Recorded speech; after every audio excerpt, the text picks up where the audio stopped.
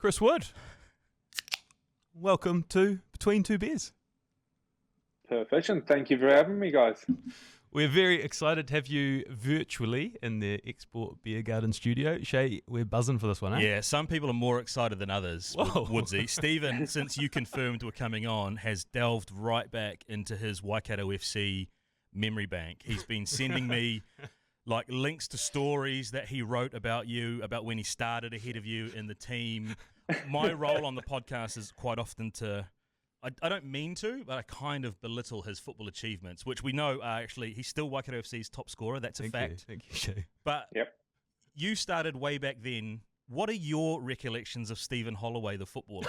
Oh, Jesus Christ. To be fair, it's actually all good. Oh, you've I killed. was only a young pup, so I didn't see the bad sides of Steve. Well, you wouldn't have seen the good side either. There was no good side there. Oh, right. All right. It's early for this. To be fair, yeah, he was the one looking after me, really. He was the strike. Well, I was hoping to be the strike partner, but I was also probably a bit more being mentored by him at a young age, looking up to seeing what it's like to be a footballer, a striker, a big, strong lad up top as well, and an eye for the goal. Is what I wanted to learn. And I wanted to take his place, especially at 15 years old as well. But I knew I had my hands cut out, especially at that early age, especially after a few training sessions with him.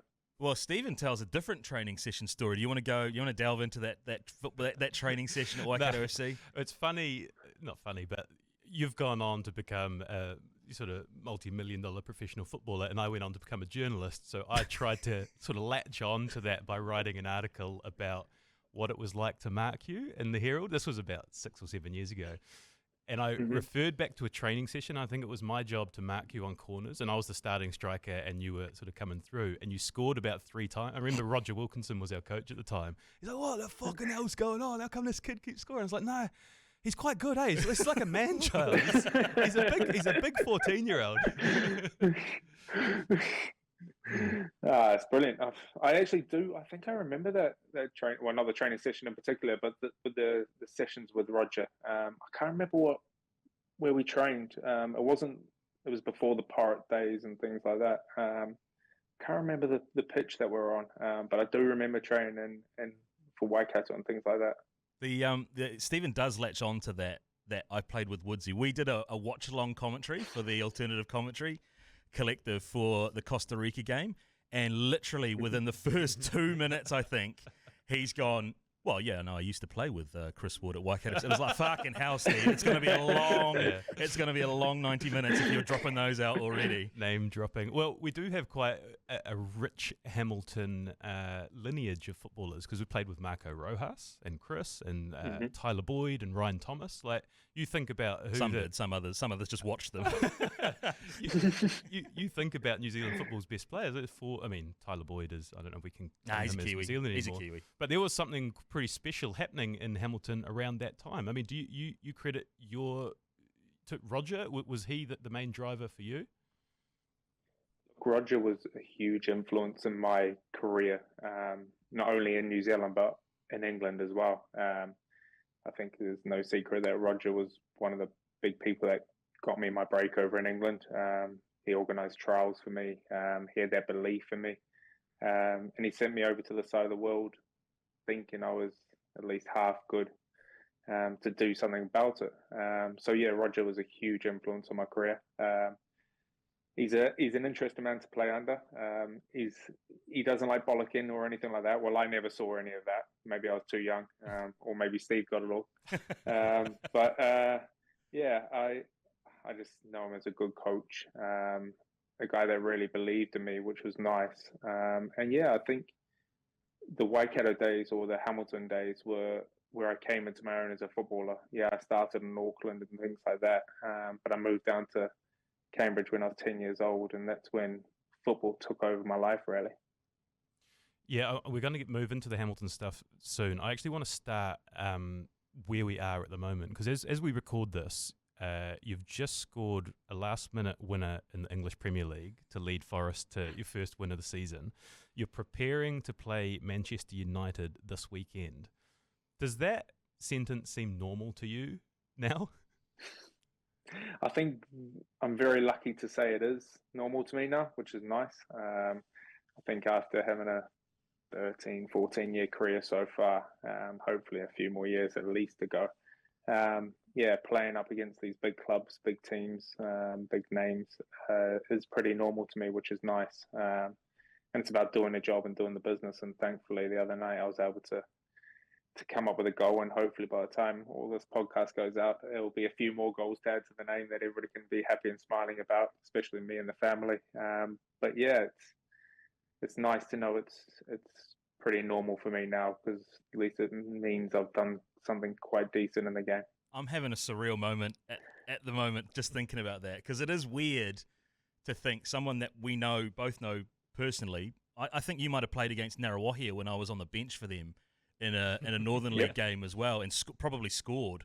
I think you scored a last-minute one against it. But then to think of those days at John Kirkhoff Park in Cambridge, and now you're walking out into Old Trafford, to Anfield, to the Etihad, to these stadiums week by week is bizarre. But you're still kind of the same Woodsy that I kind of have known for the last 10 years as well, like 11 years. It's a surreal thing to kind of think of, that you'll finish this Zoom call, go to sleep, wake up the next morning and walk into a training session packed with superstars. It's fucking nuts. Yeah, man, it's completely different. It's what my dream was like when I was a kid and what I wanted. So to live a dream is fantastic, but I also remember where I come from, and that's why I love coming back home when I can, as much as I can, and playing football for my nation. It's one of the biggest joys in the world. I'm keen to really drill into the detail along this pod and sort of peel back the curtain a little bit. So I want to take you. So you score the winning goal for Nottingham Forest, first win of the season. Like, what happens after the game? What happens in the changing room? You know, is it wild celebrations? Is it kind of calm? Like, take us into the sort of the couple of hours after a good win like that. I mean, obviously everybody's very happy, very excited. I think we got 10 wins last year, so we're looking to obviously do a lot better. We want to be the 15 plus wins to make it a bit more safe and looking up the league than anything like that. Winning games is huge, and you have to take them on merit, and every win's a decent win. So the mood in the dressing room's pretty damn good after games. Especially in this dressing room, there's a lot of culture. So there's a lot of dancing, a lot of songs being played, a lot of dances I've never seen before from some of the foreign lads, which is decent. And don't worry, I do not get involved in the dancing. As a lot of people you've probably spoke to can reiterate, I do not dance. I'll either stand at the bar and drink and not move from the bar, but you'll never see me on the dance floor. So you won't see me at the dance floor in the dressing room, but yeah, there's a lot of good atmosphere. You have to enjoy the wins because sometimes they don't come around for a long time, but everybody was very happy. So the first couple of hours, or the hour definitely after the game, is just spending the time with the players, getting changed, ready to go again, seeing family in the players' lounge. And then it's basically back home and just chilling out. Who's in charge of tunes in the dressing room? Is it a shared Bluetooth speaker, or is there a designated team DJ? There was a designated team DJ last year. It was the captain, Joe Worrell, but I think he's been bombed off it this year. Wow. I think people wanted a step up and upgrade. Now we're a Premier League team. So he was good coming through, but we needed something a little bit more extreme. I think people wanted to put their ideas, and I think that's probably the nicer way of putting it. But yeah, there's songs that I haven't heard of come on after games, where after games when you win, you can just pass around the phone to put on whatever song you want to put on. And some decent tunes come out. Tell me, was there a Woodsy's on fire? Your defense is terrified. Woodsy's on fire. Who? Was there any of that? I wish there was. No, really? Unfortunately, there wasn't. Oh, mate. There was some good happy high fives and things like that, but nothing major. Remember, it's still a team effort, isn't it? If you're the 20-man goal season striker, then you're on fire. Definitely claiming that. Then you're on fire, and then everybody's happy. You're quite uniquely placed. I mean, you made your Premier League debut at 17, which was 14 years ago. How much change have you seen in what happens post-match across those years? Like, are the fads that come in, is it kind of like ice baths and saunas and stretching? Like, is it a lot different from club to club and over the years? It's definitely different from club to club. I think it depends on what the manager believes in, what the sports science believe in. Over the years, it goes from ice baths are the big craze to, all right, some clubs want to do heat after games, get blood back into the muscles, and then it changes back to cryotherapy or something like that. So I think it just changes with the science, or it depends on what the sports science read and things like that, and what they think works for players. But I think over the time of my career, you get used to what works for you, and you just apply yourself in the right way when you're an older, more senior player, because you can get away and do what you need to do to make yourself ready. But yeah, it's changed over the years. The days of when I first came through, going out, having a good time, partying on the weekend has kind of died away. You have to be very more strategic about when you go out. But yeah, it's changing, whether for the better or the worse, I don't know. I think players are becoming robots in that sense, in a way sometimes, where they can't lay their hair down, or they get scrutinised for laying their hair down and enjoying themselves. But people need to remember, at the end of the day, we're humans and just want to have a good time sometimes. Just take it a step further for us, Woodsy. How does a Premier League dressing room after a win compare to a Hamilton Wanderers Northern League dressing room after a win? With Matt Cozzy and the lads. Look, it's very different. The away trips we had back for Hamilton Wanderers and things like that, coming back out on the bus. I wish the bus trips home were like that, because there was a few chili bins full of beers, which were probably a bit nicer way to spend a drive home. A couple of lads asking if you're still undies in the shower, man. Have you graduated beyond that? Yeah, luckily I've surpassed that, which is nice. Well, I don't know if it's nice. Everybody sees my ass now, but that's well and truly out the window now. So Very I think good. It's after my time showing my undies away. It's a rite of passage in senior football, isn't it? Graduating from undies in the shower to undies off, and then just showering. Become a man. Yeah, that's right. And when you're a 15-year-old man child, it's an intimidating world, I bet. Exactly. That's when you become a man. I think you're exactly right there. You'll be playing in front of 75,000 at Old Trafford in a few days' time. Do you still get nervous? Like, does the occasion still, like, when you're preparing for a game and the night before, is your sleep different? Is there this feeling of anxiety there at all? I don't get nervous for, say, playing in front of a 75,000 at Old Trafford.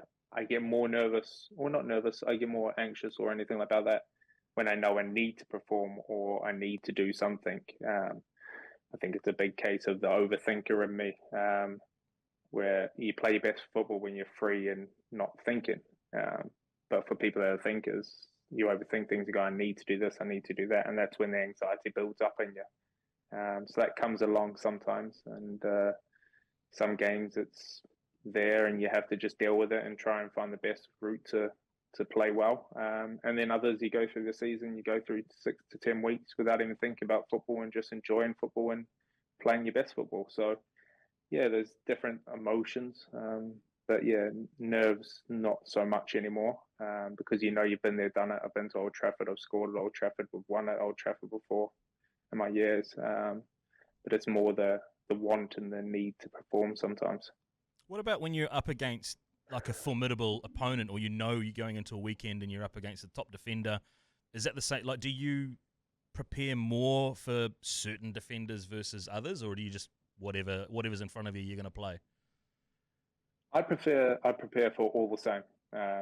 Everybody's the same to me, but there are times in games where, say, I came up against a Van Dijk at Liverpool, I'll end up picking on the other centre half instead, because I know I'm looking at this guy going, fucking hell, he's 6'6". He sprints like Usain Bolt. He's pretty decent on the ball, so I'm going to stay away from him for today. I'm going to try my luck on the other centre half and see where I get to. Yeah, that's okay. This is gold. when you get a big giant like that, like Van Dijk, I mean, your game is built around your strength and muscle and holding the ball up. Have there been times where you've tried to sort of back into one of these monsters and they've kind of just like thrown you like a rag doll? Look, there's been times where they don't even need to throw me. They literally just pick me up by my arms and just move me to the side. And I'm thinking, Jesus Christ, I'm a 90-kilo man, 6'3", and like, how the hell are they moving me that easy? I'm thinking, oh God, I'm in trouble here. It's a whole different world, eh? Like the fact that you've just dropped out like the Van Dijk. Like, yeah, when I prepare to play against Van Dijk, it's like it was when we had Ryan on and he was talking about, we were asking him who was the toughest player to play against, and he's dropping Bergkamp and Henry and these guys. It is really like a different world, and for a couple of football nerds, it's an enjoyable place to be playing in and have an opportunity to pick your brain on what that's really like. Good, I'm glad. That's what it's about. I mean, a very fortunate place to be in, playing in this league in the world, and as I say, only a few amount of Kiwis have ever graced the Premier League. So, no, I'm happy to share my wisdom and my experiences, and even if they're the shit ones at the same time. All right, this is great. So this is a good juxtaposition from where you are now, and we're going to start building the story of Chris Wood. So we've asked our mutual friend Sam Wilkinson to write a few lines about young Chris Wood and what made him different. So Sam is one of New Zealand's best coaches. He worked for years at the West Bromwich Academy, but he's writing about his memories of you before you left for England at Hamilton and Wanderers and Waikato FC. So he writes, my first real experience with Woodsy was when he broke into the Hamilton Wanderers first team as a 15-year-old in 2007. He was a pretty quiet and respectful lad back then and never had any ego about him, but he definitely carried himself with an air of confidence as though he knew he was going to be a player. He would often turn up to first team matches in Auckland still in his St Paul's collegiate kit, having played for the school team earlier that day. That passion for the game and desperation to play every single minute of football he could is a really good lesson for young players today, who often start wanting to pick and choose when they play once they hit a certain level. I would just pause there. Do you remember that? I think that's a good point he makes, that like that desperation to play. You'd sort of play for the school in the morning, and then you'd play seniors in the afternoon. You might play youth team the next day. You just had that bug? Like, what do you remember about that time? That time in my life, I was just playing football left, right, and centre. I played every single day. So I trained once on Monday, twice on Tuesday. I trained school on Tuesday and then club on afterwards, walked up the road to Park.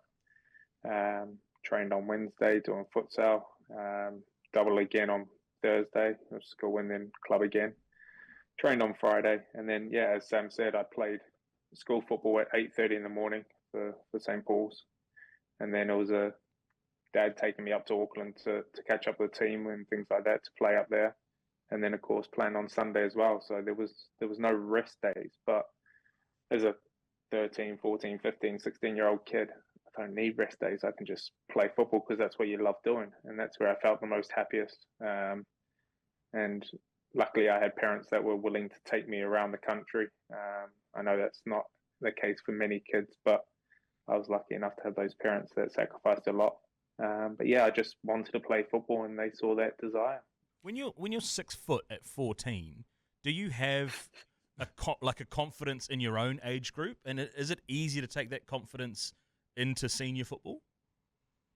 I wouldn't say I've never been a confident lad. I've never been like overly confident or anything like that. I knew I was half decent at school football and things like that because I was scoring quite a few goals, but I guess stepping up into the men's football team, I think it became quite natural because I continued to score goals, which made it easier. So it felt like, oh, this is just like playing school football. Now play another game, score goals, and carry on from there. It's just natural. This is how I see football, just scoring goals. I think it was a bit lucky in that sense that I could carry on, keep doing that. But yeah, it's just one of those things. I think I was confident on the pitch, scoring goals, but off the pitch, as Sam said, I was very quiet, and to this day, I'm still a quiet lad. I prefer to listen than talk. You're going to be loving this how then. I am. I know, you've put me really out of my comfort zone here, talking for 2 hours. All right, Sam continues. So early on in that 2007 season, he started scoring regularly in the first team. I remember noticing that the ball always seemed to drop for him in the box. Foolishly, I thought he was just having a lucky run in front of goal. As the season progressed, it became clear that he actually had an amazing knack of being able to read and react to play in and around the goal. He was able to anticipate where goal-scoring chances would land like no player I've ever played with or coached. On top of this, he was a really calm and clinical finisher. Maybe not a scorer of great goals, but definitely a great goal scorer.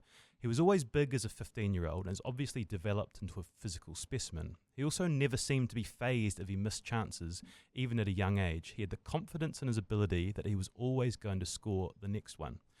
I wondered if we could pause and talk about that goal-scoring instinct, because it's essentially made you the player you are, and that ability to anticipate where the ball's going to go and where to be. Can you teach that? Like, where do you think that comes from? How have you been able to read the game so well from such an early age? Look, yeah, I think back when I was younger, I did believe it was just, I was lucky enough to be able to see and read the game quite well, and it just happened for me, and you can't coach these things. But I think as years gone on, I think it's something you can coach into certain players, especially ones that are, I wouldn't say a bit smarter, but just people are a bit more savvy about it, because you look at percentages of where goals happen and where goals come from. You can really narrow down the chances where they're going to land. And that's a big thing, because then if you put yourself in those positions where it's only a 6x6 or 6x3 area, if you stand in that area, it's going to come near or nearabouts you if you're there for 90 minutes. So you'll get chances throughout the game, whereas if you're standing outside on the edge of the box or outside near the byline, you're not going to get as many chances. So I think as I've gotten older, I've realised that it might not have been luck. I just knew the percentages earlier without actually being told. Whereas now, if I was coaching a striker, I'd coach them to be in a certain position or think about getting in these positions as the ball's building up or out wide or coming through, because the likelihood of scoring is so much higher than, say, if you're outside the box shooting from 25 yards, you only have a 3% chance of scoring. Whereas if you're inside the box at 7 or 8 yards, if you get more chances there, you'll have a greater chance of scoring. Yeah, it's a real superpower. I remember actually watching you play for St. Paul's, and you scored 4 goals in this game, but you didn't play particularly well. And I remember coming away thinking, shit, he got a bit lucky there, the big lad up front. Like, what happened there? But it's because your ability, like you say, putting yourself in the right place, but also just like running through brick walls and putting your head on the end of things when kids that age would often shy away from it. So the bravery aspect was there too, as well. Like, has that always been you? You just have been fearless? Yeah, I think it was just a desire to score goals. I just love scoring goals, and I think the desire to, at a young age, as you said, put your head where other people wouldn't put their head and things like that, because it's 15-year-old kids, school kids and things like that. You don't really want to sometimes, or you're afraid to get kicked. But I think I was just sometimes not the smartest and just thought, bloody hell, go for it, and stuck my head in wherever it was, even if there were boots there. I'm sure 1 or 2 times my parents were watching on the sideline going, geez, don't do that, mate. But yeah, I just love scoring goals, and I think that's all I wanted to do. And I knew if I scored goals and I come off the pitch, in my eyes, I've had a good game, and hopefully in my coach's eyes, even if I haven't really played well. It sounds to me as well like that accumulation of hours as a young kid on the training pitch, on the playing pitch as well, probably helped hone that instinct of where the chances are going to come from or where the ball might break. Like that kind of repetition of that whole 10,000 hours kind of thing, right? Like you've packed a lot of football into a young age and probably helped in your formative years of understanding of the game. Look, yeah, I think you're totally right. I think if you actually calculated how many hours of training or things I did over a period of 6-7 years, it would tick up quite quickly, because it was every day. It was just the same old, doing it over and over. And then there'll be times where you go watch my sister play football, and then I'm playing on the sideline anyway. You're not training, but you're still doing something with the ball to make yourself better. So yeah, I think the cumulative of hours is huge. Did you ever, like a hot topic in kids these days is like burnout? Like listening to you and how much football you played as a young kid, was there ever any time where you're like, I can't be bothered doing this? Or was it always that burning desire, this is my dream and this is what I'm going to do? Like, was there a moment where you thought, fuck, actually, I could probably make a career out of this? No, there was no burnout. There was no nothing like that. It was just, I love playing football. It was probably one of the only things I was good at. And when you're good at something, you just want to do it over and over and over. And luckily, that's what it was. I've always loved the game. I've never really had a bad moment in the game or felt like I wanted to give it up. Yeah, I've wanted to play other sports. I wanted to play cricket. I played cricket all growing up. I wanted to try rugby. Done that for a few games, realised I'm not as big as I want to be in that sense, and got hit a couple of times and thought, nah, that ain't for me. I'll go back to football. But yeah, I think it's just one of those things. I just love football, so it wasn't seen as like a chore or anything like that, turning up to games or trainings. It was just fun, and it was with all my mates that I loved doing it. There's a clip which I've seen go viral, an interview you did a little while back, where you talk about getting bullied because you played football in a rugby mad country. And I've seen like just hundreds of thousands of comments come, maybe not hundreds of thousands of comments, thousands of comments coming in saying, what the hell, how does Chris Wood, this big man, get bullied for playing football? But I remember it too. Like, that was my experience. You were kind of, soccer, as it was called back then, was looked down on a little bit. Can you talk a little bit about that? Was that at St. Paul's, before you moved to England? How you were seen by your peers? Yeah, it was at St. Paul's. You're totally right. I think it was in like third and fourth form, pretty much when I was like obviously doing well for school, but nobody really cared about football in the school game. Rugby is huge at every school around New Zealand. Everyone wants to have the best rugby team, the best people, and things like that. And obviously, St. Paul's was no different, even though the rugby team wasn't as good at the time as like Hamilton Boys, who were dominating the region and things like that. But yeah, I remember 3 or 4 kids. I can still remember their faces. I'd love to have remembered their names, but I got their faces in my mind, who I can remember literally saying to me about like, you're just a pussy because you play soccer. And I'm like, come on, lads, like that's not the reason I do it. I love it. And they just kept on the same thing. You shit, you're soft, you're everything like that. And then that's what fueled me to want to play rugby. And luckily it's at St. Paul's, they have like house cups and things like that where you play house games against other houses. And there was a rugby competition. I thought, here we go, let's have a proper go. And use my size and frame. Lucky I was a big lad and bigger than these people, and was able to run over them a couple of times. So got my end back in the end. But yeah, I can remember their faces clear as day saying these things. Yeah, that's such good fuel. To continue the storyline, so to take us to 2009, you're 17 and Sam's dad, Roger, who we spoke about earlier, organises a trial with the West Brom Academy. And at the time, there weren't a lot of teenage kids going over from New Zealand to England, or those that did would often find it really difficult and bounce back quite quickly. But you went over there and had quite a whirlwind start. Can you take us back to that part of the journey? Yeah, there's no problem. I flew over there with my dad. He came over there with me. We had a 2-week trial planned at West Brom, a week trial at Everton, and then there was going to be a week trial at Millwall as well. And so we had a good month over there that we thought, here we go, we can have a nice go at it. Flew into Heathrow, travelled up to Birmingham that night. And then the next day I was in for training with I think it was supposed to be the under-18s at the time. And as I was going to training the next day, the coach or the academy manager who I was speaking to, Steve Hopcroft, was talking about my age, and he's like speaking like when you're born and things like that. I was like, December. And he was like, so December 91. He's like, yeah. And he's like, so you're actually the year below us. So really, I was an under 16, so it made it even better for me because their season runs September to September. So, in a long story short, when I got to get in the contract, that played a big effect in it. Because if I came in trying to go for the youth team straight away, I wouldn't have been able to knock one of the strikers out to get into the team, whereas I was a year younger in their terms.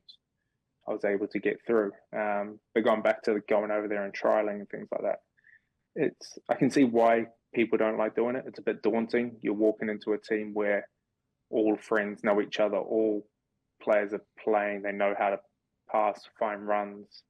They've played with everybody, so they know where to move to pick out the ball and things like that. It's like if they came to our club team, I know where Steve runs to get in the box to cross, so that's where I'm going to cross it, rather than, okay, this new boy's turned up, don't know where he likes the ball, but I'm going to put it where I think he should be, and he's not there, so it doesn't look as good sometimes. But yeah, my 2-week trial was quite well. I went to the youth team, trained with the youth team throughout the day, trained a couple in the nights with the under-16s, and then played games with the youth team on the weekend, and scored a couple of goals, which I think helped a lot. I remember scoring at Blackburn away. We won the game 2-1, and I scored the winner. And then we played at home against Nottingham Forest. I think, surprisingly, didn't even think that. Played against Nottingham Forest, we drew 1-1, and I scored again. So I scored 2 and 2. So I was like, hey, that's half decent. And luckily from there, worked out well. Did you notice a big difference between the level of leaving what was the premier level of senior football in New Zealand to going into youth football in England? Was there a massive difference between the two? There was a massive technical difference and understanding of football. They were more intricate on how they're actually being coached and people's touch playing wise and things like that. Whereas coming from playing men's football back home, it was more a result business. It's about winning games. How do we affect the team to win games on the weekend? Whereas going over to England, it is about developing players, especially at that young age, to get into the first team. So it was a little bit different. The pace of the ball and things like that came with time over in England, but they were very technical over in England compared to back home. So I've got a story. Apparently there were 2 lads there, Ash Lovell and Ash Malcolm, who sort of took you under their wing. They were youth team players, I think, but like really helped you sort of get a footing there. So apparently the story is that after picking you up from your digs on the first morning at the club, you walked out of the house in bare feet. And they were like, lad, this is Walsall, not New Zealand. There's used needles lying around on the floor. Is that an accurate time frame? Is that what happened?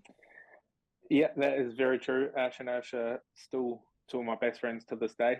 I'm actually playing golf with them in 2 days' time. So, that is a very true story. I remember, luckily, they were 2 nice lads.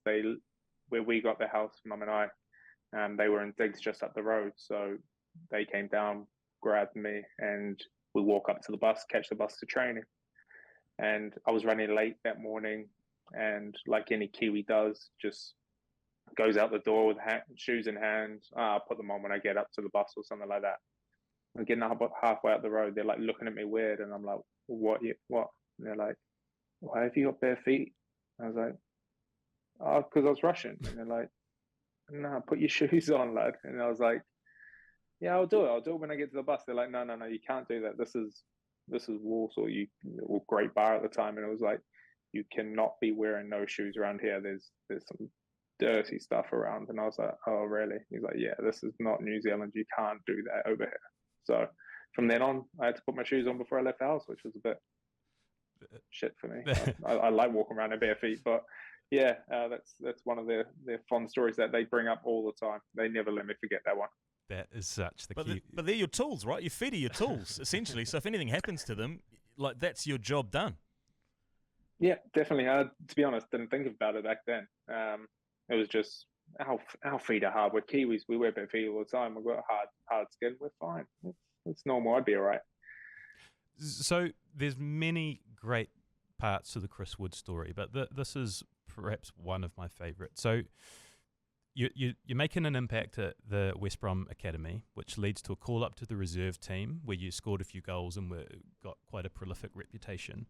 And then injuries to several West Brom players got you a surprise call up to the first team for a Premier League match against Portsmouth in 2009.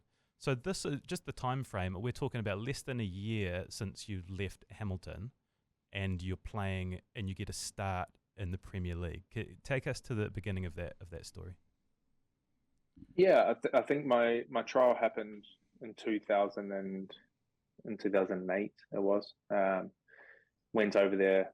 I can't remember what time frame it was. I think it was just before Christmas or something like that. And obviously got the scholarship program. Went back to New Zealand. Done the first 6 months back at St. Paul's. Still playing football and studying and things like that, and then moved over to the UK in June 2008, ready for the 08-09 season. And yeah, it was a slow process for me. The first 6 months at West Brom, hardly played in the youth team. Found it really tough to try and break in, adapt to football. Came in overweight. Yeah, there's stories I probably shouldn't tell, but like I don't know if back home you use the skin fold test. Yeah, the calipers. Yeah, I gave up on those a long time ago, Woodsy. A long time ago, I gave up on those. You can relate to the story then, definitely. So on it, it's got like numbers 1 to 10, which is 1 to 20, which is the millimeters. And I was doing my skin folds for the first time in England, and Ash Lovell, one of the boys, were walking past when I was doing mine, and the physio was or the sports scientist was grabbing my belly around my abs and things like that, and it had like the 4 on it, and the guy's like, my mate Ash is like, oh, that's decent, you're really, really thin, that's really good. And the sports scientist went, no, it's already been around once. So it's 24 millimeters. I was like, oh, I just remember that. I was just like, oh, and he was just like, oh, you fat bastard. I was like, cheers, mate.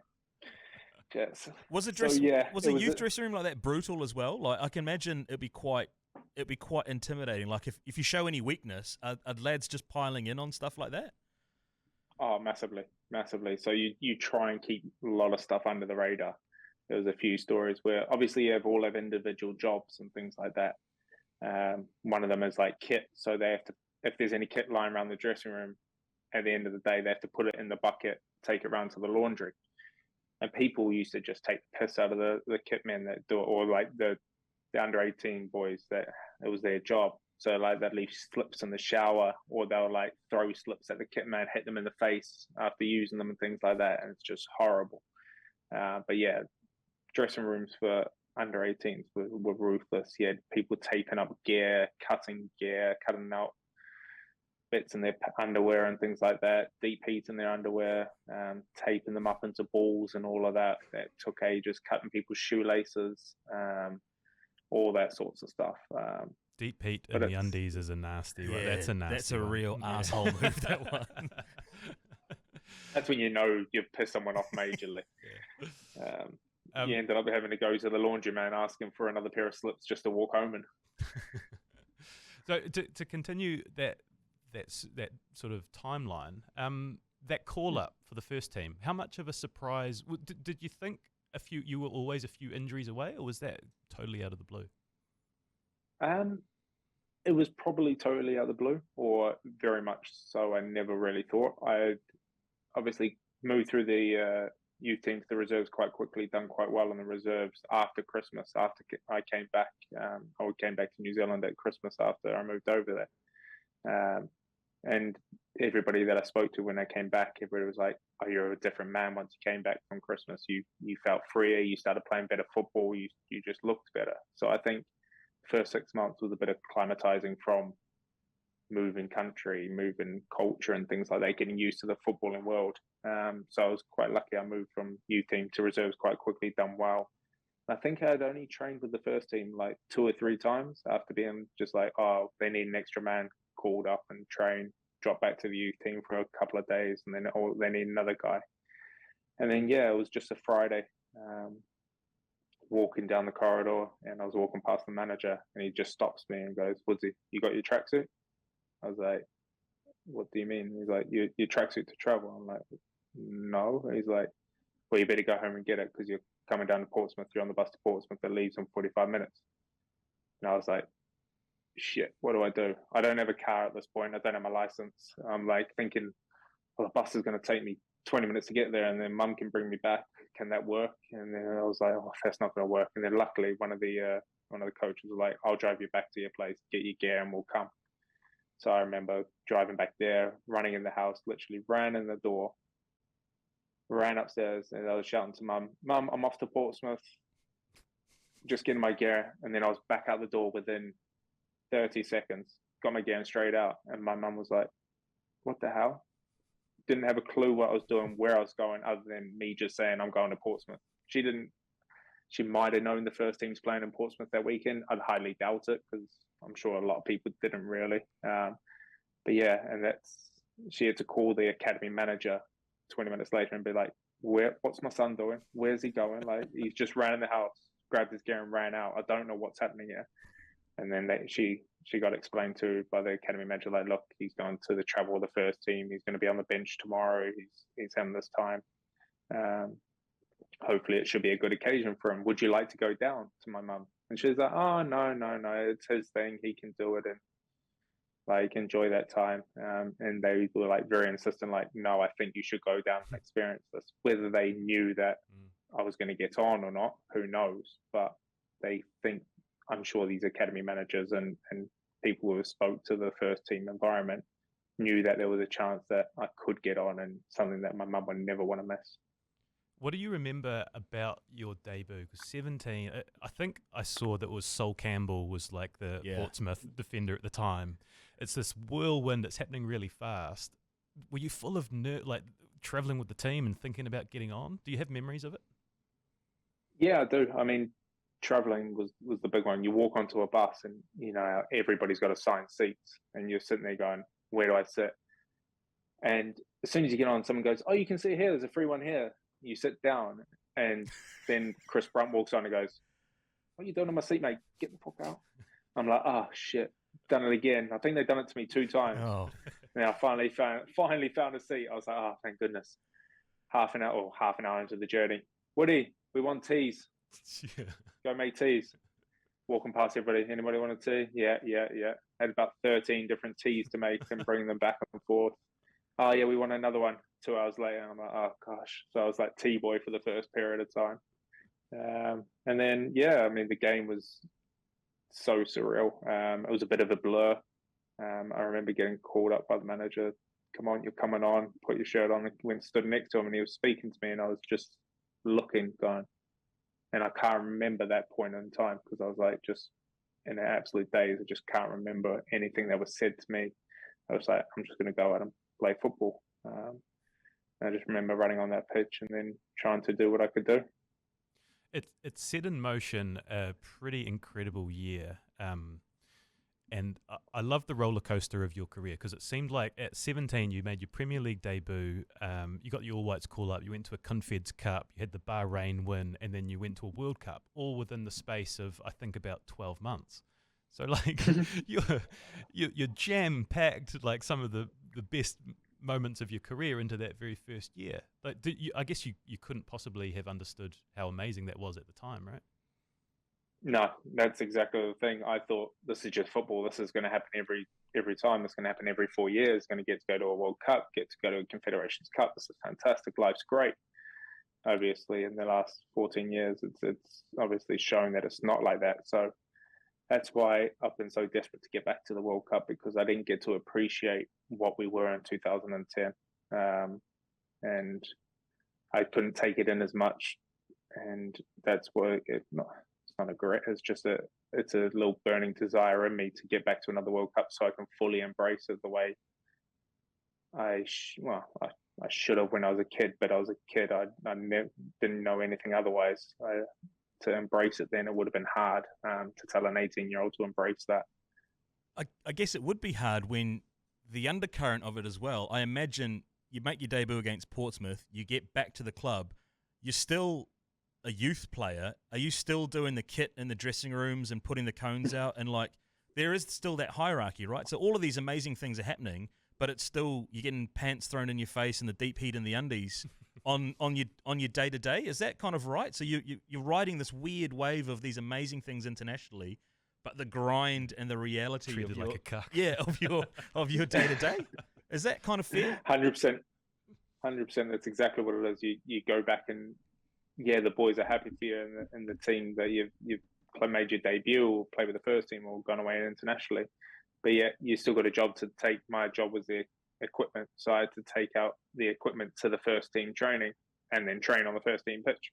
But we had to take out 20 mannequins every single session, 2 bags of poles, 4 bags of balls, 2 tees of cones and things like that. They had to be out there every single training, and then we had to bring them all back in.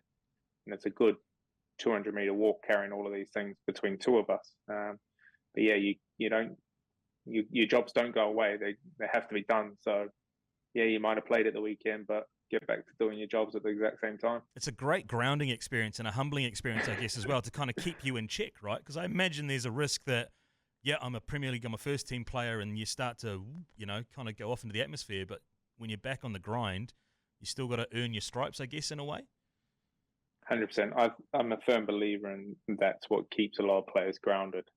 Unfortunately, it's phased out of the game a lot here. Rightly or wrongly, who knows? But a lot of safeguarding has come into it, so you can't put kids through as much as you could back then when we came through. But I put it down to it's what kept me grounded, kept me on my feet on the ground, and just made you a normal person. It didn't make you any better than anybody else just because you played a game of football for the first team. You're still trying to become a footballer at the same time. That 2009-2010 period, like that Bahrain game in Wellington is one of the great nights in New Zealand sporting history. And you're there as an 18-year-old and you come off the bench and we're already 1-0 up, but I remember you nearly kind of scored at the end. And just this insane experience you're having as your sort of first year as a big-time player. And then you go to the World Cup a year later, and I'm sure you're coming up against players who, like a year ago, maybe 2 years ago, you might have had posters of them in your wall. Like, this is such a surreal experience for you. Was someone helping you guide through? Like, did someone take you under their wing and sort of say, this is kind of big? Like, was Ryan Nelson there, like, sort of mentoring you through that period or anyone? Kind of. A lot of people try and help out and drop little clues into things like that. But Chris Killen was a big mentor of mine, for good things and for bad things. We've had some great times together. But yeah, he was also very good off the pitch as well as on the pitch for me in my footballing world. He guided me in the World Cup environment, especially the Confederation Cup environment. He was very popular in helping me and working with me and things like that. And he was a great man to learn off because he was playing in England at the time, doing well. So it was nice to have someone look after me. I think obviously Nelly was the big dog with Simon and things like that. And they not getting themselves to themselves. They done them. But Kelly was the one that kind of looked after me a bit more. Do you look back on chances that you've missed? And I'm thinking of one that Italy, it's 1-1, and you kind of break free from Cannavaro, I think, and the left foot, and it just drifts past the post. Like, do you think about that one a lot? Yeah, the what-if moments. There's thousands throughout my career, but that's a massive one. I mean, if that one just trickles in the bottom corner or I miss hit and it goes past the keeper or something like that, how great that would have been to basically send the country through to the group stages. It would have been incredible. But obviously it wasn't meant to be. I think we've done extremely well as a squad, just to draw the games that we did, but we had fighting chances in every single game to do something about it. So just continuing on, so I talked about the sort of the roller coaster and the ups and downs. So you've had all these highs, and then you come to 2010, and you go out on loan. At first to Barnsley, and then it's Brighton and Hove Albion, and then it's Birmingham, and then it's Bristol, and it's Millwall. And this, in my opinion, from the outside, seems like the period that really made you, because I don't think people understand how hard it is to turn up at new clubs. And this was all in the span of sort of 3 years, trying to make an impression, trying to get a contract, trying to win coaches and players over. When you look back at that, have I got that right, that was a period that really turned you into the player you eventually became? Yeah, it was a massive effect on my career. It's about winning the players over when you go into dressing rooms and things like that. The manager's already brought you in as a lone player because he thinks you're good. He thinks you can add something to the game. But these players don't know you from anybody. You have to earn their respect to pass you the ball, to create chances, or work hard for them to receive them back. So yeah, it's a big learning curve going into new dressing rooms. Big intimidating men sometimes. These guys could be 33-year-old men fighting for contracts, fighting to put food on the table for it's their bread and butter and their livelihoods. Sometimes when I went down to League One and things like that, it's win bonuses meant so much to people back then. So yeah, I've had my good spells on loan, and I've had my bad ones, and you learn just as much from both of them. I learned a lot from my first loan at Barnsley, which was the down one that we talk about, the highs and lows. That was a low. Couldn't play, didn't play, got promised the world by a manager. You'll play this, you'll do that. Didn't follow through on anything. So you kind of start to understand that don't believe what everybody says. Take it on their actions, how they do things.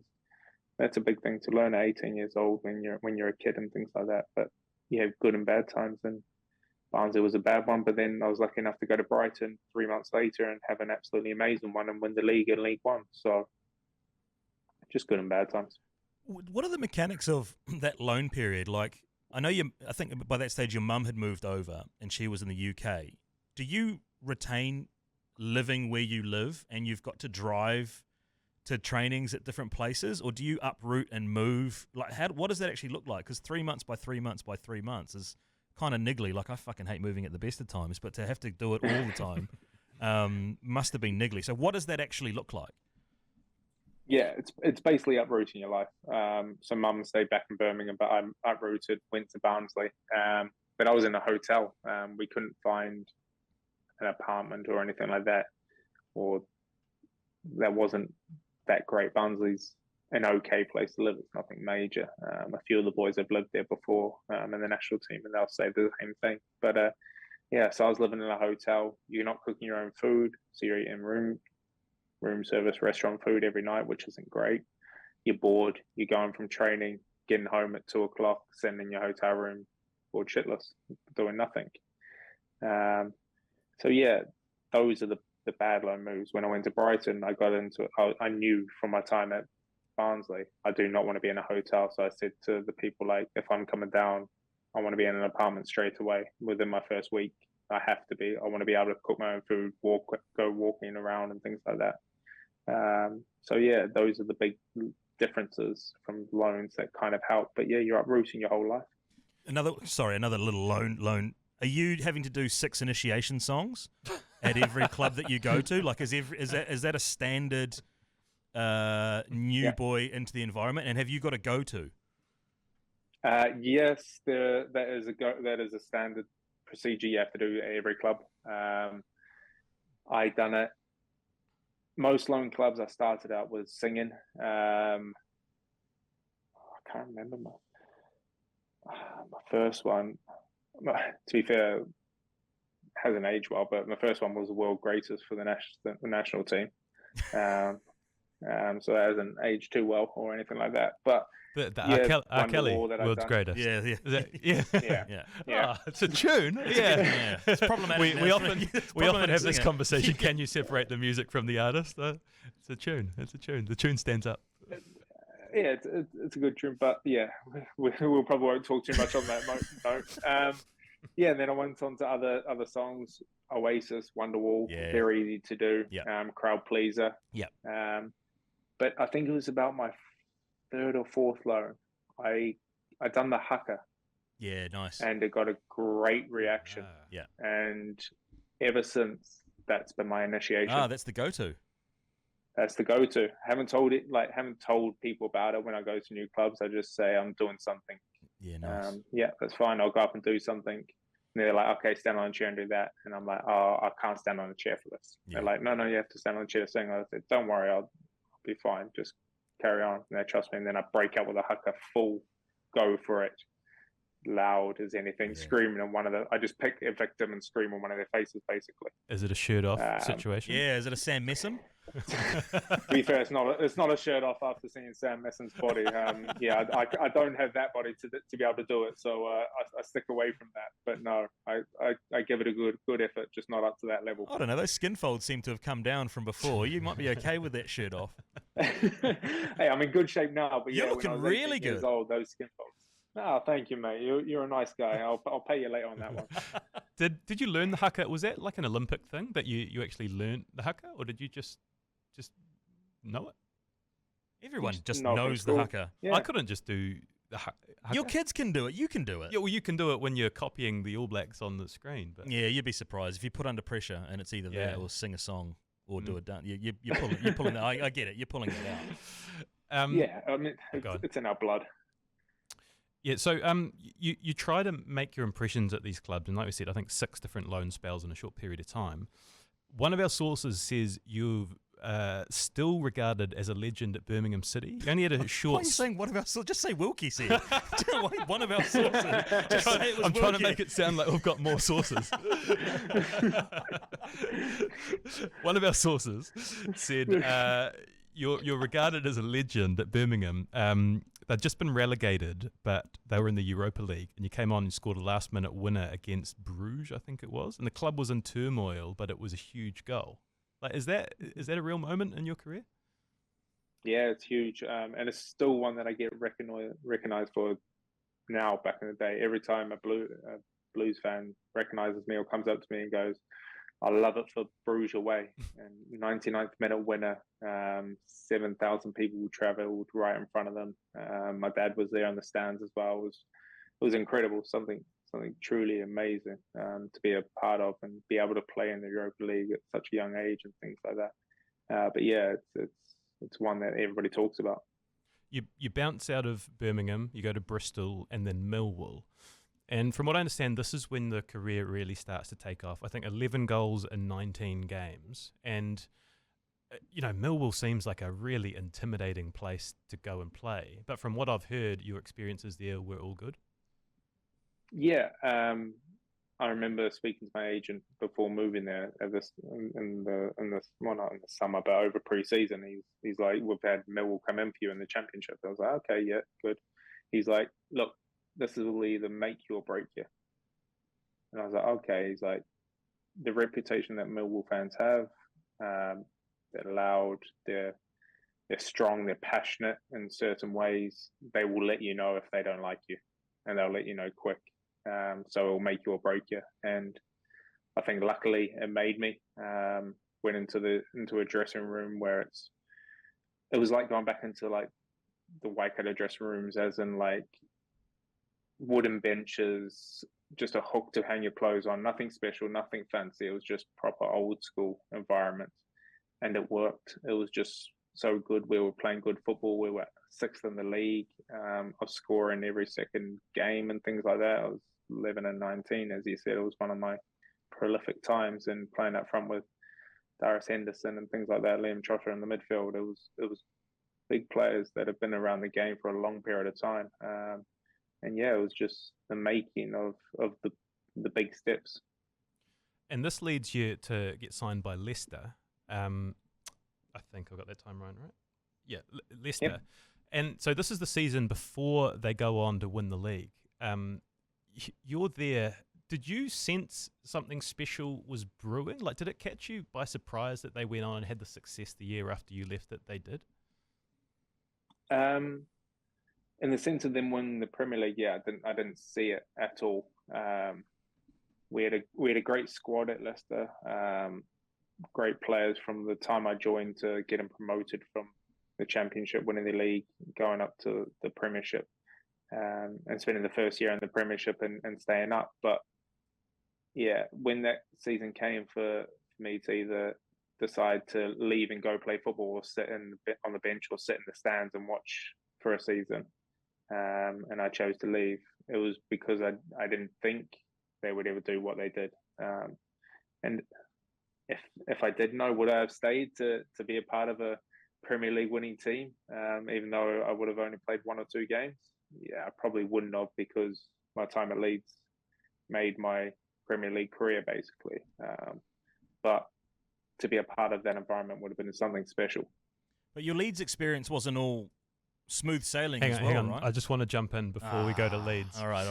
I just want to ask about Jamie Vardy, because Jamie Vardy at Leicester is a character who just I'm sort of in awe of. Is he the fastest player you played with? Like, in terms of out-and-out speed, like, did you see things on training fields or have speed tests where you're like, Jesus Christ, Jamie love Vardy? Speed, eh? You love speed questions. Yeah, he is bloody quick, and he's always had that knack for speed. That's why he's been one of great strikers in the Premier League, and why he scored so many goals, because of the speed element he has. So yeah, he was a very good player. Great guy as well. Got on really well with him off the pitch as well. Had some great times together. And it was just a good bunch of lads at Leicester. So yeah, he is probably one of the quickest players I played with. Brennan Johnson at Forest and Elanga are two very, very quick players. Elanga is very quick, so they would give him a run for his money, definitely. Was Mahrez there at the time for Leicester? Yeah, Mahrez came in. He came in at the season at the start of the season when we got promoted, or in the January actually, the January when we got promoted, and he was always had the ability. The technique was quality. His left foot was a joke, but he was just a bit lightweight. And then once he learned to use his body in the right way of manipulating it before the contact came in, he turned outstanding, and that's why he's won the Premier League a few times, done quite well in the career, and now earning some good dosh over in Saudi. Yeah, I wonder that when you see a guy like Mahrez, like what he's gone on to achieve in his career, and in those sort of earlier years, and you see him at training, you're like, this guy is unbelievable. Like, are there guys that stand out like that in training, like short-sighted games? You're like, no one can get near him. He's just top. Look, he was good. I didn't think he was Man City good at the time, but he also was still 22, 23 years old, so he had a lot of maturing to do at the same time, football-wise. Same with Harry Kane when he came to Leicester on loan. You could see he had all the ability in the world, finishing left, right foot. He was a ridiculous finisher. Would I say he'd go on to be one of the greatest Premier League strikers in history? Didn't think so, but I can see why, because he is so good at finishing. He adapted everything with his game, and he just got better and better over the years. Where was the picking order? So you and Harry were in the same team at Leicester. Were you on a par? Like, was one of you sort of above the other at the time?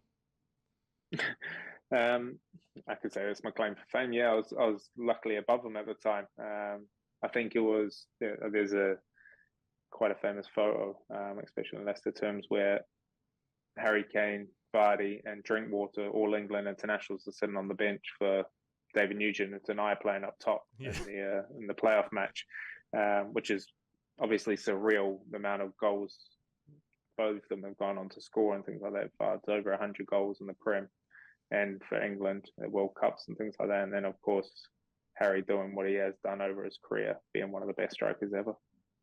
It's so cool. It's like my claim to fame is I kept you on the bench. Your claim to fame is you kept Harry Kane on the bench. You know, it's all it's all relative. It's all relative. It's all right. Can I ask my Leeds question now? Let's go to Leeds. All right. So Leeds, you had exceptional results on the pitch, but it was a tough time off the pitch. I think I've heard you talk about the challenges of being in that environment. But can you, for those that don't know, tell us a little bit about how that was and what happened? Look, it was a very up and down time at Leeds. They were going through a lot of turmoil off the pitch, new owner, very volatile owner, and things like that. I came in after they spent, I think, $3 million on me, which was a decent chunk of money for them back in those days. They hadn't spent that much money in that time. But yeah, I came in trying to be the main number 9 and things like that. And my career there didn't really get off to the best of starts. Took me 4 or 5 games to score a goal. Slowly picked up a goal here and there.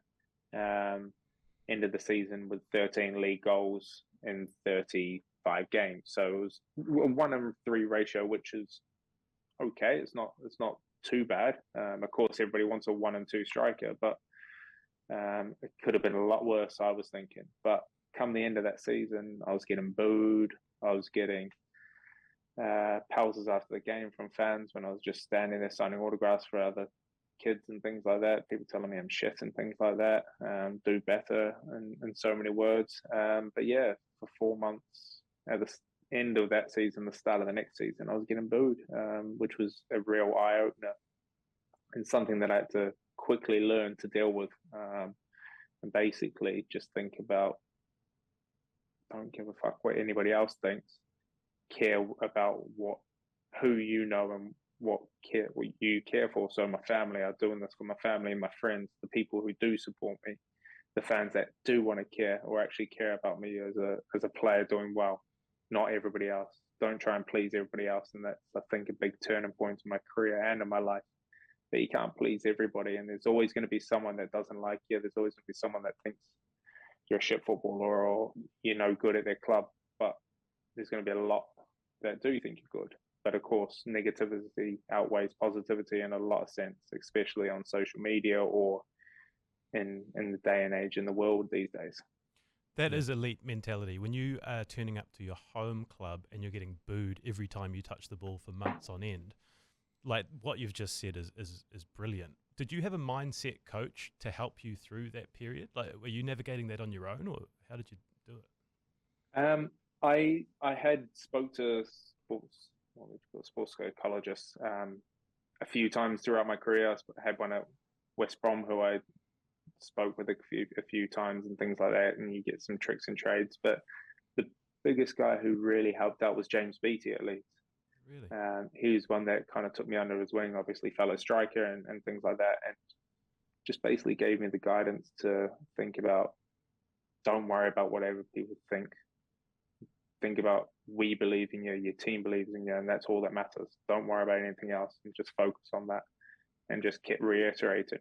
And there was little code signs we had when I scored goals, looked at him and do a little code sign that, remember, it's just about us, not about everybody else. And we just go back to business. And it was back to business again. Go score that next one. Go tell them, fuck off. Go get another one. Go get another one and go from there. And it worked. That second season, you sort of, did you win them over? Did the booing stop when the goals started going in? Yep, as it always does. The fickle fans that did boo and outweigh everybody else turned to positivity as they all do. It was only a small majority of Leeds fans, of course, but they're just always louder than everybody else. But yeah, it did change and turned to everybody liking me and enjoying me scoring goals and doing well for the club.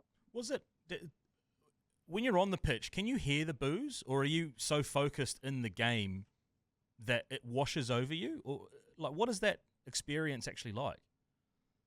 Well, the first few times you're thinking, you hear something, but you don't actually process it. And then it happens again and again. And then you're thinking, okay, someone is actually booing. Is it actually for me? And then it just keeps going. Next time, then you're like, yep, that's for me. And then you can hear it all the time because your ears are tuned to it. So yeah, it's just part of life, having to deal with stuff. I'm sure a lot of footballers haven't had to deal with it, but I'm sure a lot of footballers have had to deal with it. Yeah, it's one of those things, you go through the game finding different elements to deal with things. I think it's really hard as a Kiwi to probably understand it, because the only time generally New Zealand sports fans ever boo is if we're playing Australia. You know what I mean? Like in rugby. In rugby, yeah, it's quite a foreign it's quite a foreign concept, I think, for sports fans here to kind of understand. The most basic, I guess, analogy I can make is kind of people's opinions on All Blacks here in New Zealand about who should be playing or who shouldn't be playing. But in the UK, it's a real fishbowl, like tabloid culture. I imagine, as well as the booing in the stands, you're getting online abuse or people coming into your social media accounts and giving you shit. Is it like life in a fishbowl for a Premier League footballer? Yeah, it well and truly is. You do. Luckily, at that time in the career, only Twitter was there. Instagram, I don't think, was as big as what it is these days. So you're not getting as much abuse, but you're getting abuse on Twitter. But for me, there's with social media, yes, people can abuse and be keyboard warriors, but there's also ways for people like us to block it out. Don't have your comments turned on. Don't search your name, or don't look at your comments or anything like that. Just stay away from it.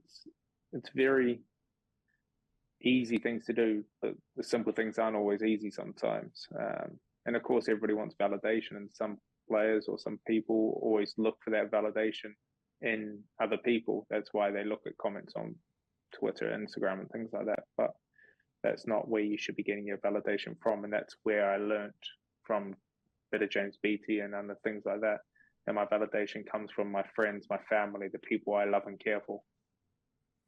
So you have this breakout season with Leeds, you win the fans back, and then Burnley come in for you. Can you talk about the specifics of what happens when a Premier League team comes in with a big money offer to pull you away? Like, is it your agent giving you a call saying, hey, this is happening, what do you want to do? Like, how does that all work?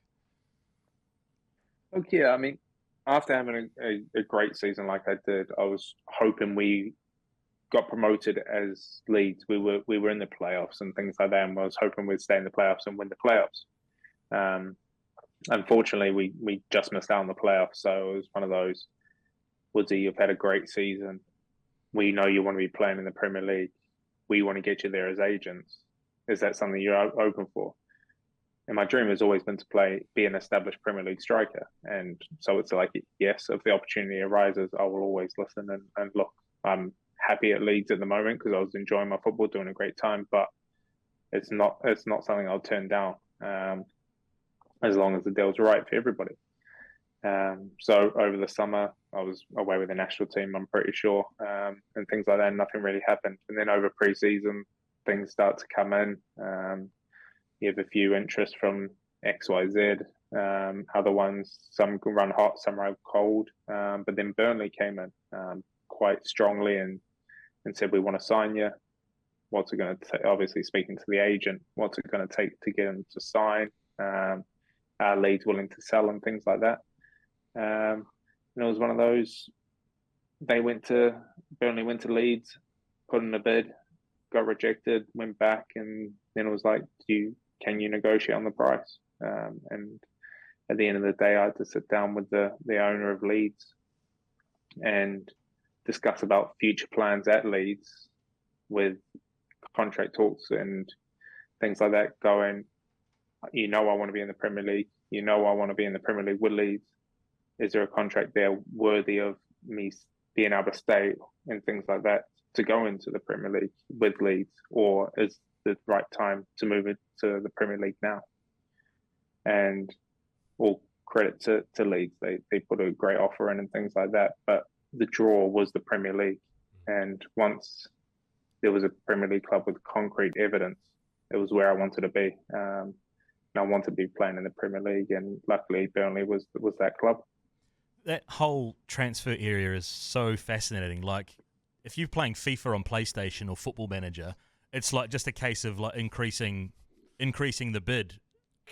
You know what I mean, with your controller. Yeah. But when you're like living the negotiation, it's such a wild thing to think. And I made a note before of like a £3 million transfer that you had earlier on in your career, and then you go to Newcastle and it's like rumored to be 25 million.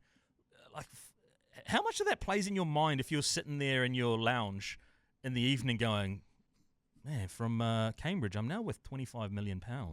Do you consciously think about that, or is it they're all just numbers and other people sort it out and your job is just to play football?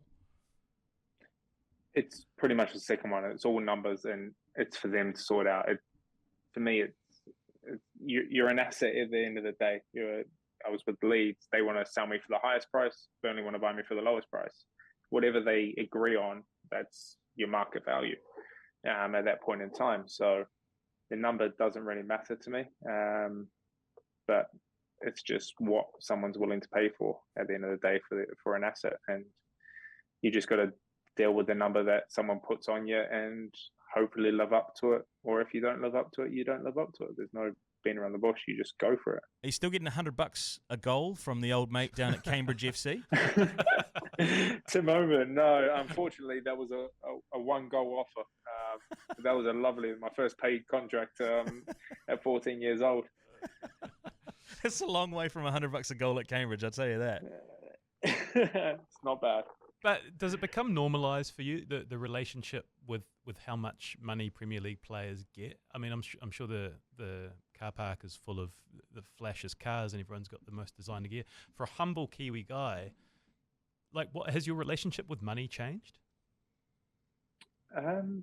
No, I'm still a very conscious person with money. I'm very savvy. My dream and goal in the world of money is to fund generations of my family line, give people in my family opportunities that I didn't have or my parents didn't have or anything like that. So I've always been very careful with my money and putting it in the right places to hopefully build something with it. Tell you what, he's not shy of putting his credit card on the bar to ensure the boys have a good night out, as Newcastle experienced at the 2012 London Olympics. Into the Olympics. Big man looked after a lot of boys that night.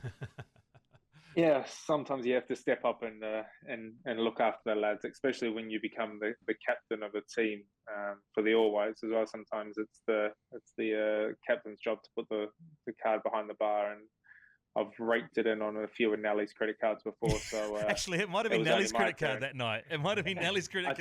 I think it was Nellie's credit card that night, definitely. Yeah.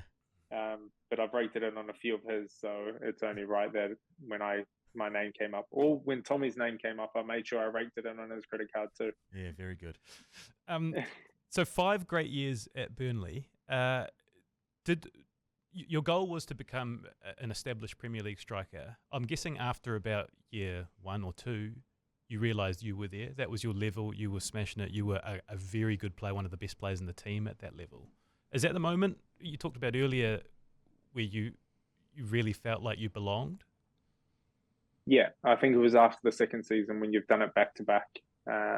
That's when you know this is the league that you're going to play in for a long period of time. You've done consistently well. Now it's just about reproducing it every season and hopefully trying to get better and bigger. Because you still have ambitions. I still had ambitions of winning trophies, going to bigger clubs, moving on to a top 4 club and things like that. You still want that. You still have those drives to get there. Whether it'll happen or not, you don't know. But it was only going to happen if I scored more goals. So I had the hunger to do that, score more goals, and that's what kept me fighting every season. But yeah, the feeling established was from about then, and then it was about just keeping that establishment and being I wouldn't say a household name, but a name that people know and relate to as a Premier League player. You and Peter Crouch, overlapped for a little while there at Burnley. Bloody good podcaster, actually, as well, Peter Crouch. Bloody good podcaster. He's very good. Did you guys ever play as a two together? Ever have the Wood Crouchy? Tall and taller. Yeah. Taller, much, much taller. I don't think we did. He was coming off the bench a lot for our team. Sean Dyche wanted him to play a more head on the stick type role, but he was a lot more than that, and he didn't really enjoy that role, I don't think, as much as he liked. Obviously, he'll have to speak about that for himself, but yeah, he's the one that I never really got a chance to play with. We had some big boys in our team already. Sam Vokes was still there.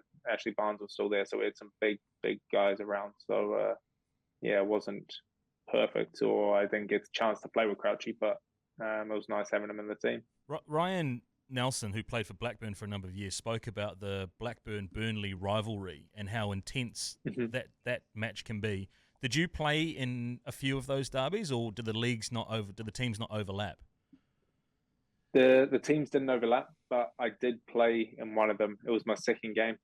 No, it wasn't actually. It was my first game. It was my debut. I came on. I came on in a 2-0 win against them at Blackburn. I just signed, and we played them in the cup. I think it was the Carling Cup at the time. And yeah, it just took over from there. It's pretty fierce, that one. They hate each other most definitely, but yeah, it was nice. We were at a time where our team was quite good and their team wasn't as good at the time, so we kind of dominated them like they did last year. The move to Newcastle then, was a really interesting one, and it got a lot of attention here. Newcastle's such a big club; they were struggling in a relegation battle. You were the chosen one that would help them survive, and the way they were playing, and they had all this money. That must have been a real buzz. A club of that size coming in for you, and then to play as much as you did, basically starting every game and help them achieve the goal that they brought you in for. Yeah, I mean, it was something completely different. It was so quick how it happened. I think it happened within 48 hours of the interest coming in and them speaking to Burnley saying, "We want your striker. What's it going to take?" And Burnley was like, "We're not selling."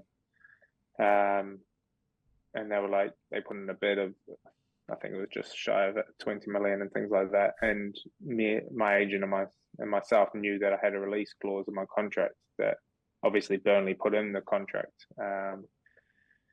And we knew that if they kept bidding, it was going to trigger. It was just if they were going to keep bidding.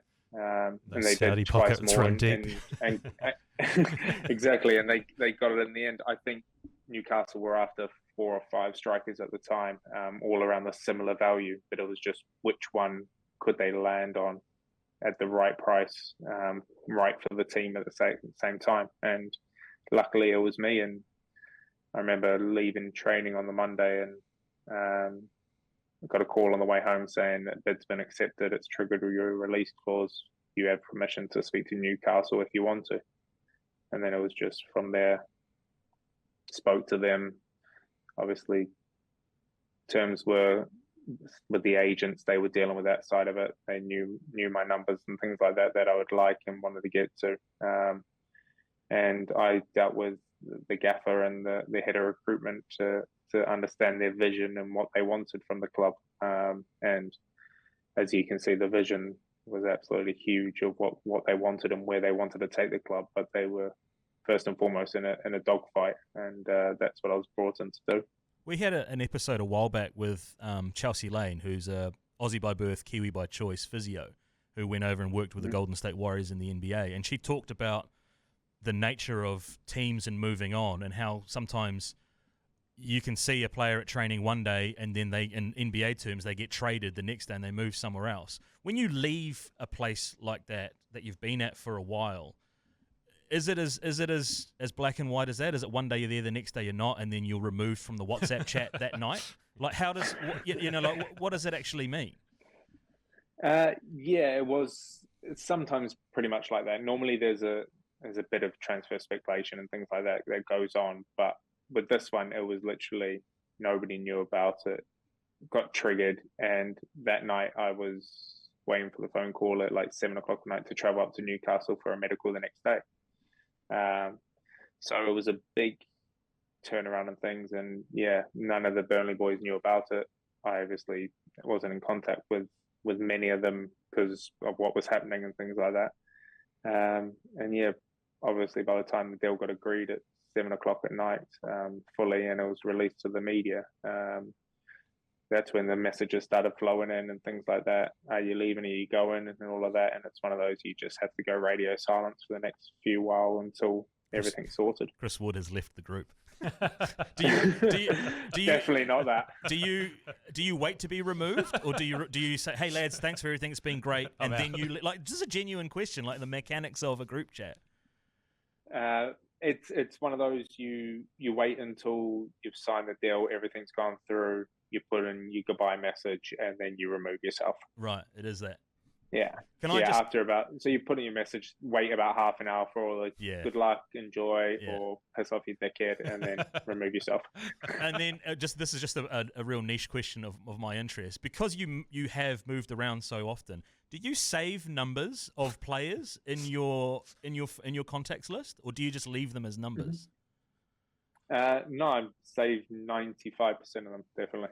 Cool, great. I just wanted to check that. It's just other people I know don't save numbers, don't save names, and they just leave numbers on there. I'd find that really weird. I wouldn't know if a random text comes three years later who it is, and you're struggling to figure out who it is. Well, I'm glad you've saved my number. That's why you always reply to me. Yeah, that's why. Yeah, of course. Weird. Don't you love WhatsApp friends requests? It's just when the face comes up, and you go, oh, actually, I know who that is. I know. Yeah, that reminds me. Weird areas. So at this point, you've played under like so many great coaches: Roy Hodgson, Sean Dyche, Tony Mowbray, Eddie Howe. We've talked about elite. Steve Cooper. We've talked about elite mindset for you dealing with those struggles at Leeds and the booing. I wonder if we could talk about coaching. What separates, in your opinion, like a good coach from a great coach? And you've had so many different styles of coaching. What is it that really hits hardest with you? The two main things for a coach is being a good tactician, coaching-wise, and then also being a man manager. I think it's very difficult for a manager to have both. They're either sometimes very good man manager and lacking a bit in the coaching technical side of it, or vice versa. Or it's very rarely you have anybody that is 10 out of 10 or 9 out of 10 to 9 out of 10 in both elements. Eddie Howe was probably the best manager for both. Unbelievable tactician, footballer, understanding the game, getting his opinion across to the players, onto the pitch, off the pitch, and then managing players in general. He's extremely good at that. He's personal. He relates to you. He wants to know about your family. He gets you to open up about your family, your trials and sufferings and things like that throughout your life.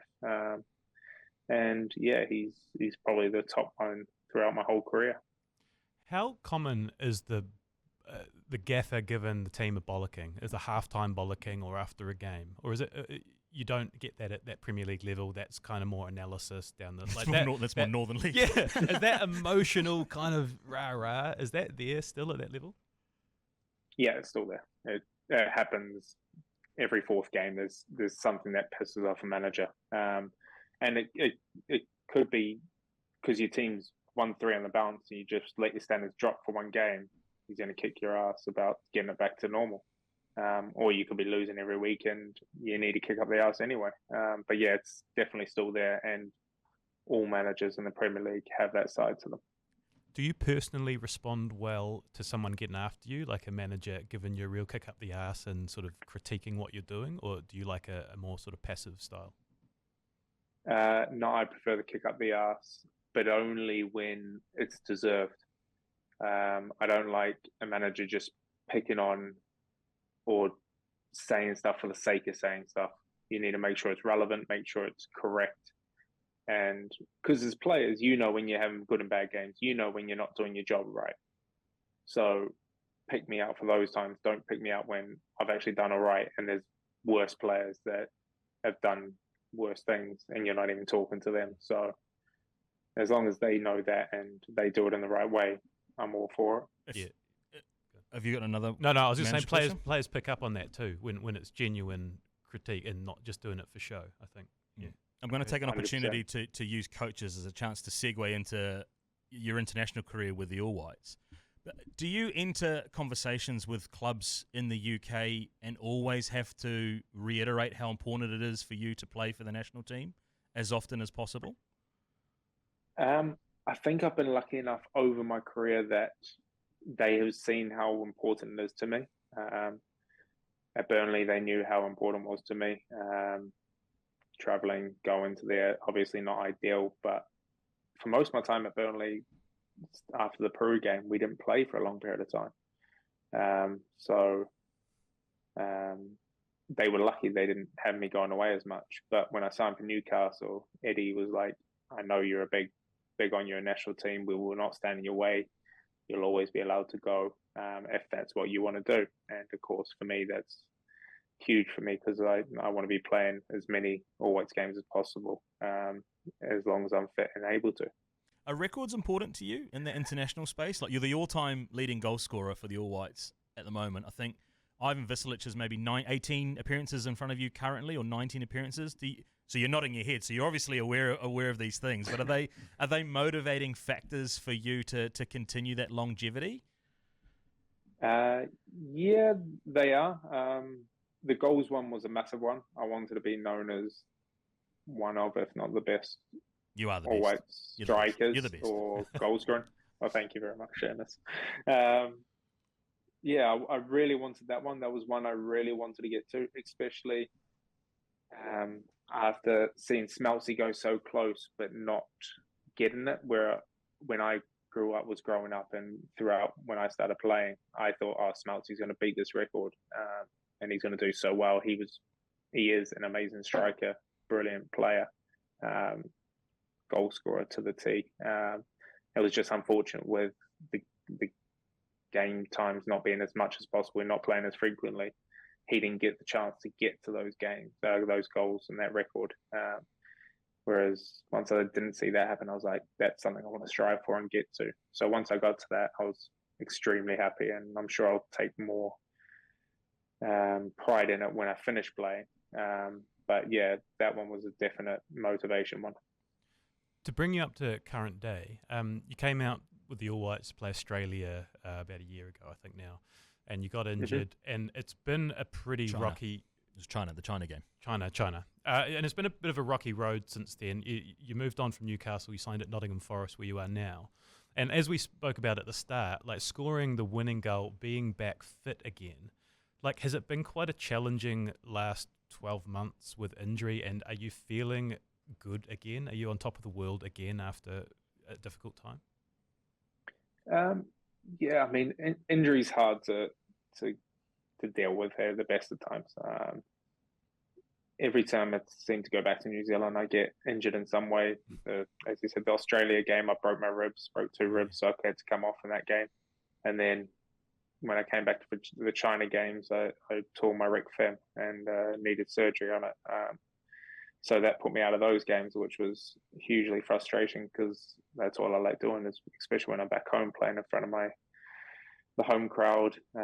It's so nice to be back home when we do get to go back home. So that was a bit of a kick in the teeth. But yeah, this is the first massive injury or big injury I've had in my career, so it's been tough to deal with. There's been good days, there's been bad days where you just want the world to swallow you up and just want to move on to the next day. But that's injury life for you and things like that, and you just got to find ways of getting ahead of it, past it, and that's where your support networks come in.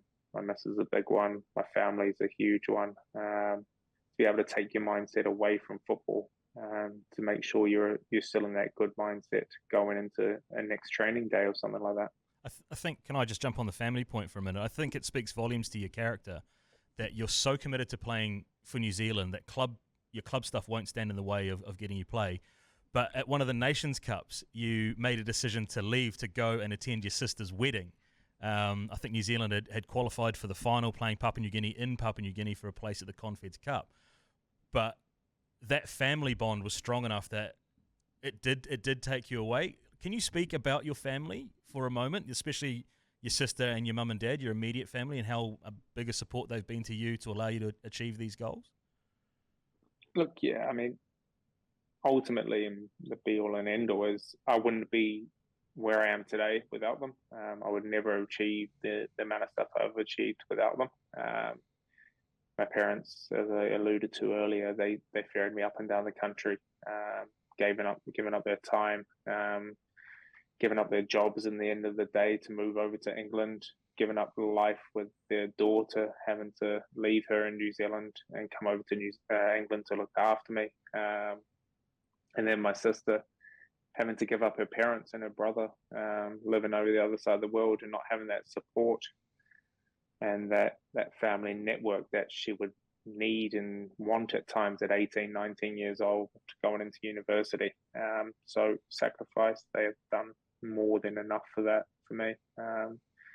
But they just mean the world to me, and my sister means so much to me that there was nothing that was going to stop me going to my sister's wedding. My sister was good enough to book her wedding in June in New Zealand in winter around my footballing schedule anyway. It was out of a FIFA window. It was 6 days after a FIFA window should have ended. And OFC aren't the best at planning, so they didn't stick to the time frame, which obviously hindered me being available for those games. But it was one of those. I spoke to the manager before the tournament even started and said, I need to be at my sister's wedding. She is one of the most important people in my life. I want to be there. Do you want me to come to the first bit and up to the semi-final if you make it there? Or would you like me to stay away and not be a part of it to wreck the team culture and environment? And that was his decision to say, no, I'd still like you to be there, be a part of it, which is what I wanted to be, because I wanted to help my team get to the final, even though I can't play in the final. I want to do all I can to be there. So yeah, it was one of the things. I was lucky enough to score some goals in those games to get the team to the final, and they were more than adequate to get the job over the line at the end of the day. That's so cool to hear. I've also heard you say that your sister was technically a better footballer than you. Is that tongue in cheek or is that legit? No, technically she is. She's always had a better touch than me. She's always been better with the ball and things like that. I just had the brute strength, the eye for goal, and as you alluded to earlier, or Sam said, I don't score great goals. I just score goals, and that's what's obviously made my career. Do you think she would have played in this Women's World Cup had she continued down the football path? Because she played age group international, right? Or did she ever play for the Football Ferns? No, she only played age group. She played under 17 World Cup and under 20 World Cup. Would she have? Would she not have? I think the Football Ferns sacrifice a huge amount to be footballers in New Zealand. They don't have as much funding or anything like that as I believe they should, or as other countries get. So I think she chose the right path going down academia, because she is a very intelligent person. And I think that's what fulfilled her life most. She got more joy out of that side of it and playing football on the side rather than sticking out and grinding at football, which it can be grueling at times, as I know from being good friends with some of the Ferns. Hey, this has been brilliant, Woodsy. Thank you so much. So enjoyed this episode. I won't keep you much longer, but just looking forward, 31 now. I've heard you say that you want to be playing Premier League football till you're 35. I feel like your style of game lends itself to longevity at that level, because it's not quite so built on that top-end pace, which players lose around their sort of late 20s, 30s. Yeah, Steve, thanks, mate. But he's speaking from experience, Woodsy. He never had it to begin with. Am I wrong? Like that is why you'll be able to play that long, right? Yeah, let's hope so. That's probably one of the things I will never have to lose is the pace, because I've never really had it. I mean, I'm okay at speed, but nothing major. But I want to play as long as I can in the Premier League, and that's my main goal. Whether I can or can't get to 35, that only time will tell, or whether a club will keep me until 35 will be different. But yeah, I want to play as long as I can. I ain't afraid of dropping down leagues or anything like that. At the moment, I just want to play football as long as I can and play national team as long as I can, and just continue to be a footballer and do the thing I love to do, because you're a long time retired. Are you the kind of guy that moves back to New Zealand after the football career's done, or you think you'll stay in the UK? I think I'll be living in the UK after the footballing career. I do want to come back and spend at least a year in New Zealand, and that's something that the missus is open with, which is great. Whether that's still playing football or not playing football, who knows? But years gone down the line, that might be an option. You got to start that bloodstock syndicate back down here in Cambridge, back in those roots, right? Because horse racing is it a big interest of yours? And is that something that keeps you, I guess, fresh outside of football? Yes, yeah, it's a big thing for me. Obviously, my dad loves it and grew up taking me to the trots at Cambridge and things like that, and enjoying my time there. And then over in England, Jack Hawke and I get on extremely well, and we both love horse racing. Their family is a big horse family, and so is obviously mine. My dad's and my mum and dad love going to horse racing meets because they get a free day out, which is nice for them. But yeah, I'd love to breed horses. need to get a good one first. Either a good stallion or a good mare would be nice to breed out of, to go that route. But yeah, I think horses will always stay in my life. Well, any of the Between Two Beers universe that's listening, because we have a big listership here in New Zealand, that if you've got some bloodstock and you want to link up with Woodsy, drop us a line, slide into our DMs, and we'll see what we can do. 100%. I'd definitely be well and truly open to having horses out in New Zealand, and being involved back there. That'd be quality. And I'd love to bring a stallion line over from New Zealand, maybe a good stallion, mare a horse over in New Zealand, and then bring it over to the UK to race. That'd be lovely. I'm not sure though how the top hat and tails would go at some of the racetracks down here in New Zealand. Like, you've got a good selection in your wardrobe. Thank you. Yeah, I have to give it a good go, don't I? Is it mandatory in the UK to really go the full 9? At Royal Ascot it is, yeah, and that's where we go definitely every year. We make it the occasion, obviously, middle of June, perfect off-season time. And yeah, top hat and tails. It's good fun. It's totally enjoyment. I don't know if I pull it off as much, but I think as I get older, I'll pull it off a bit more. You're going to go top hat and tails for the wedding? No, I'm not. All right. No. When's that big day coming up?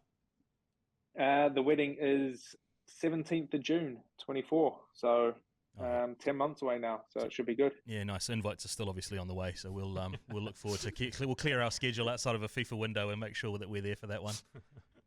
Perfection. It takes a long time to get from England to New Zealand, doesn't it? Couple of good MCs though, you never know, Woodsy. Very true. We actually might be looking for one, so you never know. Also, for anyone out in the Between Two Beers universe that's looking for any MCs, just slide into our DMs and we'll help you out with that. Hey, just do you have numbers of good ones? There he is. They're saved in your WhatsApp, mate. Don't worry about it. Okay, a couple of questions for me to wrap up. We talked a bit at the start about physically imposing defenders. Who is the strongest player you've come up against in the Premier League? Van Dijk does jump out there straight away because he is a man beast. He is big, strong, huge, and quick. He has got it all. He is a top defender. Skirtle was another one.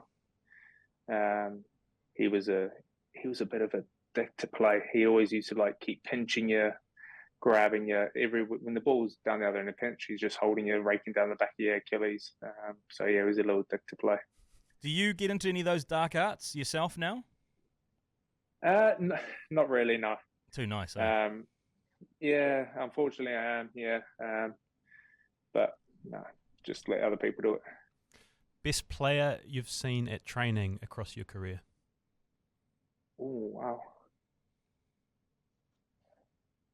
Probably Stephen Holloway. Hey. Very true. Gosh, there has been a lot. I mean, Mahrez does stick out. Harry Kane, obviously, is 2 big ones. Ashley Westwood, one of the best technicians I've played with. Bruno Guimaraes, he's going to be a top talent. I mean, I know he is already, but he is huge. I'd have to go for either Bruno or Riyadh, one of the two. Nice. And last one from me. You've never played against Messi, but you've played against Ronaldo. And I wonder, they're so high above the rest in terms of the greatest players. When you're preparing to play Manchester United in a team with Ronaldo in it, how much is it addressed in the team talk? Like, so-and-so's marking Ronaldo for the day, or is it talked about? I guess you don't big up how good the opposition are, but is it kind of mentioned? We really need to watch out for that number 7. Look, yeah, I don't think any of them, coaching staff or anybody mention it, but when you're on the team bus and then you just speak to the guy, say, we're at Burnley, he's playing left wing Ronaldo, I'm talking to Loughton going, make sure you kick that bastard so he doesn't score a hat-trick against us and make us look bad. And he's like, yeah, I need to get in there first before I can kick him. I'm like, yeah, probably true. You're that slow. But yeah, it's one of those, the boys chat about it, trying to stop them. But if they're on it, they're unstoppable. Those 2, you're looking at Mbappe and Haaland and Neymar that could be one of the top ones across the game of my generation, at least. So yeah, if they're on top of their game, Messi and Ronaldo, you ain't getting near them. Hey, this has been epic, Chris. I love the send-off, like, good luck for the game against Man United in a few days. Like, it's so cool to be able to say that. Mate, this has been a really cool trip. You know, from the humble beginnings in Hamilton to what you've achieved now. So it's been so great hearing the story in so much detail. So thanks so much for giving us your time, Shay. Yeah, like, hearing about the work ethic that was instilled at you at a young age, or that you looked after in your own ability at a young age, is amazing. And also, I'm a real big one on old school values. Like, Wilkie uses no school like the old school. So to hear you talk fondly about having to keep yourself grounded and having to take the goals out and the kit out and do all that stuff at a young age just instills really good values that I can see coming through in your role now. And I know from inside the All Whites camp, I know you're big on moving around the tables and really engaging with all of the players and not just sticking to a clique, which might have been the case with things gone by. But I couldn't encapsulate it any better than Wilkie's words. And Wilkie finished his essay that he wrote about you with this paragraph. So these are Wilkie's words, but I echo them 100%. So Wilkie says, he's gone on to have a great career, which is amazing, but not surprising. He's always been very grounded and humble. When I've caught up with him over the years, and I'm sure many others would say something similar, that humility speaks volumes about his character and the job his parents did bring him up.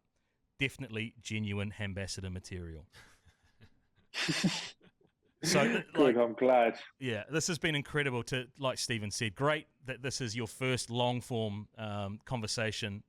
It's been amazing to see your rise from where you started to where you are now, but you're still the same old Woodsy. So thank you very much and all the best for that Man United game. And we look forward to seeing you in the All White shirt again sometime soon. I appreciate it, guys. I mean, it's been fantastic coming on. I've been fans of the show for a long time. I remember listening to the early day of podcasts back when you had the footballers on and things like that. So it's been a real joy to come on. And as I've said to Trish, who obviously helped sort this out, it's one that I've always wanted to be on. So thank you guys for having me. You guys are true pioneers and great guys to me and good friends. So thank you guys. Oh. Cheers, Woodsy.